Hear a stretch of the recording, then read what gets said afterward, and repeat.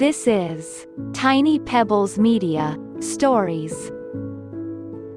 Welcome. Do subscribe and leave a comment. I know you are busy, but stay till the end and share your experience. It will be a pleasure. Once there was a young warrior. Her teacher told her that she had to do battle with fear. She didn't want to do that. Fear is aggressive and frightening. But the teacher said she has to and gave her instructions for the battle. The student didn't have long to contemplate the instructions, as the battle was the very next day. On the day of the battle, the student warrior stood on one side, and fear stood on the other. The warrior was feeling very small, and fear seemed big and wrathful. They both had their weapons. The young warrior prepared herself and went towards fear, bowed 3 times, and asked, "May I have the permission to go into battle with you?" Fear said, "Thank you for showing me so much respect that you ask for my permission." The young warrior then asked, "How can I defeat you?" Fear replied, "My weapons are that I talk fast, and I get very close to your face.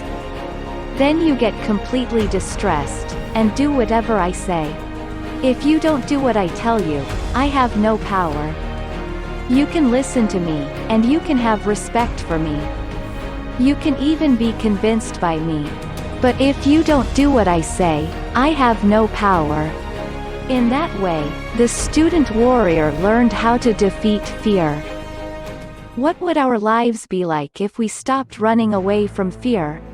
But we avoid our fear of pain, humiliation, anxiety, looking stupid, failing.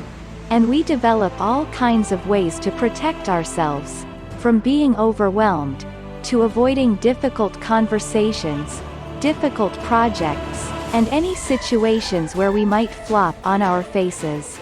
How can we ever push into a new project, start a new business, try a new adventure, pursue what we love, if we constantly put it off for fear of failure?